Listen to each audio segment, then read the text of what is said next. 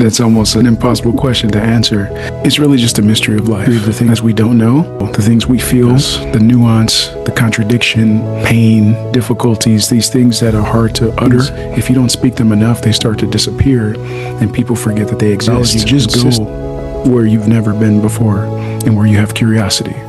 That's the process. But underneath that, the sort of... Thank you so much for being here with Jung Hung Institute. Hi, Sikandra. It's a pleasure. Thank you.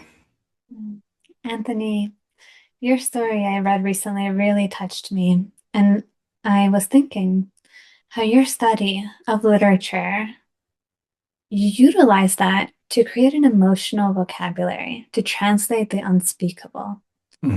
What's the unspeakable?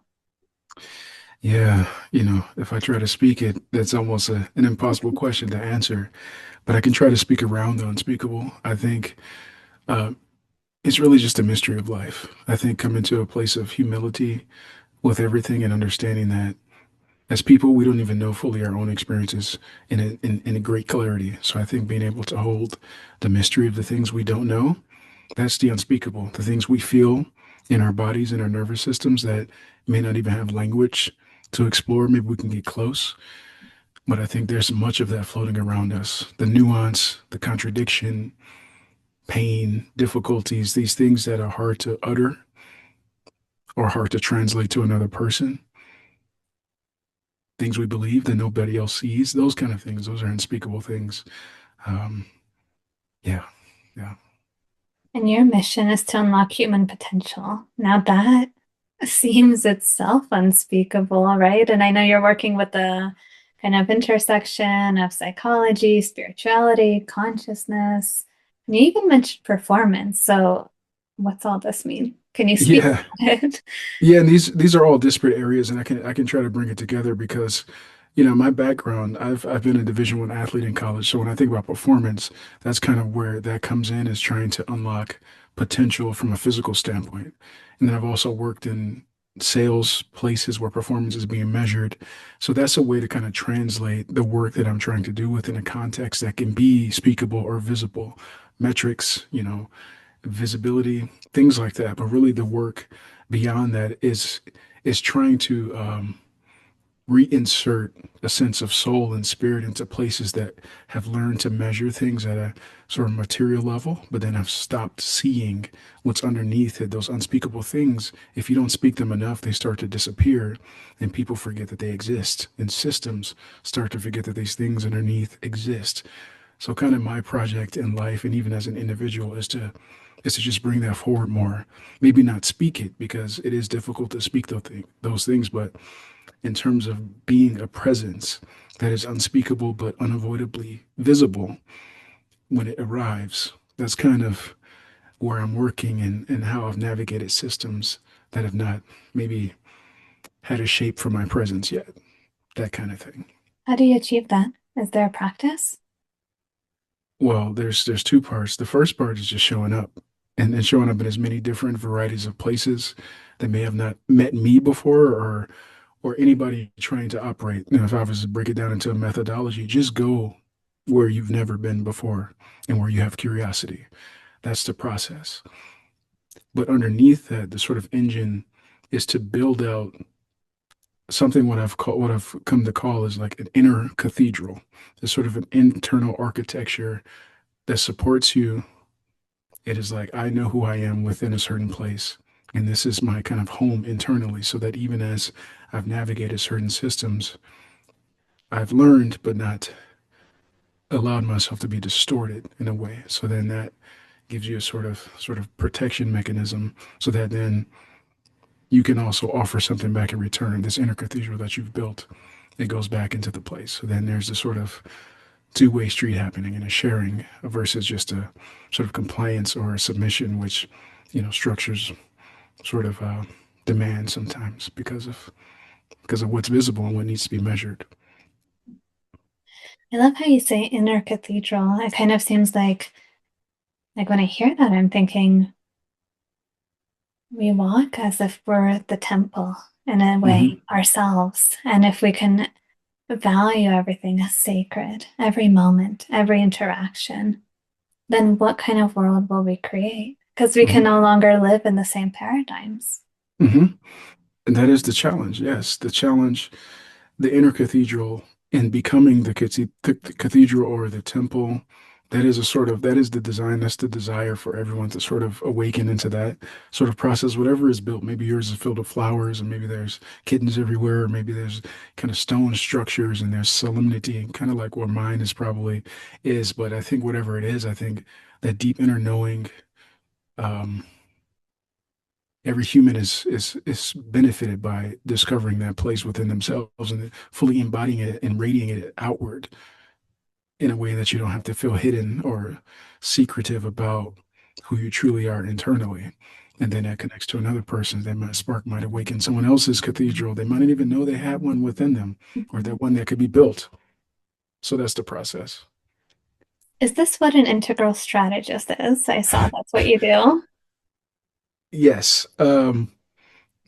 Yes, I would say so. And sometimes, of course, there's a need to translate things so it makes sense within certain contexts. So the integral strategist, the integral part is bringing in these disparate worlds, these sort of bricks that I've operated in that have helped build my inner cathedral. And then the strategy part is then being able to transmit that as a methodology to individuals, but also to specific systems so that they can um, kind of bring that into their process and expand and kind of operate themselves, even if it's a sort of commerce business type place. Even they can still operate with a cathedral like presence and still honor the people within them. So people can walk into a place as a cathedral and then also nurture their own inside of a place that may not have been traditionally seen as a temple or a church or anything like that. There's spirit that can be everywhere because people are there and life is there. So spirit is there. It just may not be noticed or measured or honored in the way that it could be. Mhm. So, someone listening to this, they say, Anthony, how do I do this? Are there any steps right now, like after they're done listening to this call or this Yeah. podcast? They leave, and what do they do? How do they cultivate themselves? It takes years and it takes courage. It's not a process where you just walk out and okay, now I've arrived and I can't even say I've arrived. I've arrived somewhere, but there's somewhere else for me to go. So it's a process, but I think I can only say the way I've done it, and it might be the hard way. Like I said, I mentioned I started my life as well, at least when I turned 13 or so or 14, I became an athlete. I started playing football because my genetics made me into a 6'4" man, and where else could I use that in a way that made sense in this modern context? So where that was the beginning of me starting to explore the limitations of my body, not just the limitations, but the extension, like the the opposite of limitations, where it could be, like the next level. And that was the beginning of kind of building that out and challenging myself to see what my body is capable of. And then after I got done playing football for 8 years through Division I college sports, while also studying and learning how to be a literary person, working in philosophy, but also falling in love and all that kind of stuff. Holding that at the same time as expanding my body, I started to do yoga, which kind of taught me something new about what my body could do, not just speed and strength and explosive power, but how do you move slowly? How do you stretch? How do you breathe as you're doing things in a very conscious way? So, and that was it's been another 13 years after that. So you get 8 plus 13 years, got 21 years of me expanding my capacity and contracting and shifting in a way that my body was changing, but also looking in the mirror, my soul was also changing too at the same time. So that's what it took me to get to this point right now. 21 years of I don't want to say pain, but there's there is some pain, but discipline practice. Um, so get started. I would say if you're listening. You went from being an athlete, and I know you went to the film industry, Mhm. academia, and I see a lot of your writing has about spirituality, includes Buddhism as well. And like how does that all unfold? I mean, people who go to the movie industry don't get out easily. Hmm. Yeah, I think, and that was another thing. And I think about going into the film industry and doing some things on TV. I was pretty young and I was still building my cathedral. So at that time, I was looking for, still trying to find a way to sort of validate the work that I had put into myself, at least in a physical way, or even internally a little bit in a spiritual way, but just looking for a place where I know I did something important. I put in a lot of work, but people need to know. I need people to understand and see this thing. And so I went about it in a way that made sense and it was accessible to me at the time. But then, of course, you go into a place, and I guess I didn't want to pretend to be another character anymore. And I didn't want to read other people's words and kind of lose my own voice in the process and have to memorize scripts that weren't mine. Some people are very good at that, and there's a skill to that. But for me, I wanted more, even more authenticity. I wanted to step into a bigger role that felt more complete and something that can hold my entire life forever. So that's kind of how I got out, just because I needed to for my spirit, just to be bigger and expand. So, yeah. So anyone who's listening who is trying to get out of that world or maybe even out of the identity of an athlete, right? Can be Hmm. an athlete, but also can go, maybe do it, go for education or go do other things and can hold both at the same time. But sometimes we cling to the identity so hard. Yeah. We don't know how to get out because what if I disappoint someone? What if they have these judgments, etc.? I don't Yeah. know. These are all true questions, and it happens, especially in like athleticism, entertainment. These roles are designed to make someone to push performance, and you're rewarded for it. So you want to keep on striving and keep getting more reward for it. But the key is to not over-identify with any of these things. And you mentioned some of the Buddhist things and practices and philosophies, but impermanence is super important when you think about it. You have to understand, especially as an athlete, you learn impermanence very quickly. You see people, most athletes lose they end their careers from injury. You know, something happens where you just physically cannot play anymore. I was fortunate that I was able to make a choice in that regard, and I can still walk and, and think and everything. But you see that, and I think and even within the film industry, roles they come and go. Sometimes you book something and you won't book anything for years. You have to just become comfortable with that idea of things only lasting for a moment, and accepting that when it's not there, you're still there. And that's kind of where the inner cathedral idea is important, because you have to have something holding you when it seems like there's nothing else holding you in the world. Everything you've striven for, you've gone for, is disappearing. What else is left for you to feel grounded and rooted in, Yeah. if not yourself? You know, so I think that sort of thing has emerged out of necessity and in practice. Yeah. Who was it? I heard a quote before to be a light onto yourself, Mm, to light the flame of your own mind mm, or your own heart. mm. I'm butchering the quote completely, It but sounds beautiful though. it sounds like what you're doing. To be a light unto my own self, yeah. It's a challenge to do that. But then sometimes I don't even have to do it my own self, you know, because you can walk outside and see the sunshine. And this is like this eternal flame, at least from the standpoint of a human life, is eternal. So that's a light there too that can kind of spark the light that you shine even when there's darkness and things like that. So even as trying to be a light unto myself, I just not cling to, but I hold on to the light that is shown on me. And then when there's darkness, that's where the spark comes. I've integrated that light from these sources that have made me full and beautiful and loved. And then that becomes my own spark within me. That's a part of me. So then that's where the being a light unto myself, that's how I interpret that, as you say it, is remembering the other light that's already shown on me. Well, so what's next with your work? Yeah, my work is in its nascency. I've moved through the world living the work, and I think at this point it's about writing that down.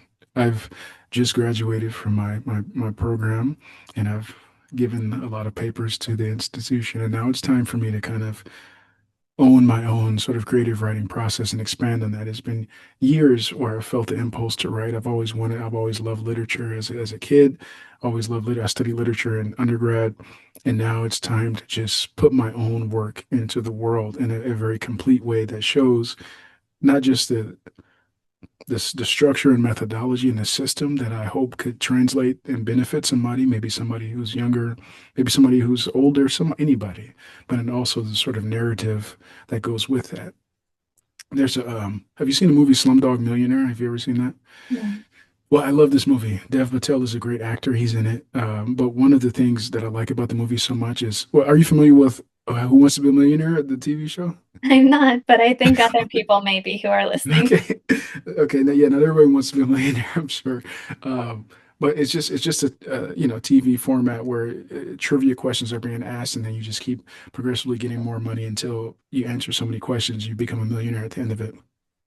So there's the movie based on that show takes place in India, and this character, he's in the show, and for each answer, they ask him a question, and then instead of just answering outright, they go and show kind of a montage of his life growing up and all the, in the slums. He's Slumdog Millionaire. He grows up in the slums of India, and showing how a specific experience is the answer to his question. So it's not like he didn't study it, he didn't learn it in academia. He just his life gave him the answers that seemed impossible. But the way the movie does it is that, yeah, it's totally probable that he knows that answer to the point where they think he's cheating because, like, how is this kid from the slums knowing these things? But the context of his life has given him the answers to each question to the point where it's worth $1 million.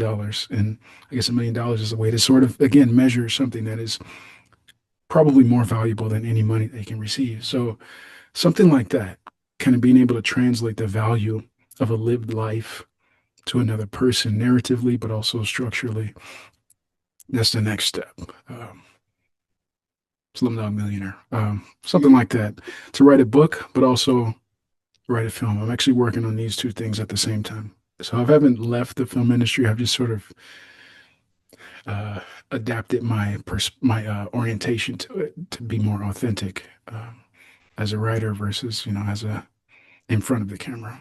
Yeah, beautiful. I think that that is something you will definitely be bringing to the Hmm. industry, to the film industry. Hmm. We need more stories. There's so many more stories, and nobody has lived my specific life. So I think that's something I want to share and kind of turn inside out. Yeah. And I see you definitely inspiring actors and actresses of just be more real. Sure, Don't sure. fall for the script as your life. Don't fall for the script, and also maybe give them a new script to read so that they can internalize that and get some more work, something like that. We'll see. Great. Thank you so much, Anthony. Anthony, if people want to contact you in the future, Hmm. how can they do so? Yeah, so my actually have a website, anthonybattle.com. I'm available on that. There's contact forms to sign and fill out if you want to reach out to me. My email address is contact@anthonybattle.com. These are other ways to kind of reach out. And also my Instagram handle is Sir Anthony Battle. That's at Instagram. So those are various ways, whatever makes sense to you. But if you want to reach out, talk about things, I'm open and I would love to share and connect. Thank you, Anthony. And I am so excited to read your book when it comes out, and Hmm. we will definitely publish that as well. Sure. Thank you so much. I appreciate your time. You'll definitely be getting a copy. Thank you, Anthony.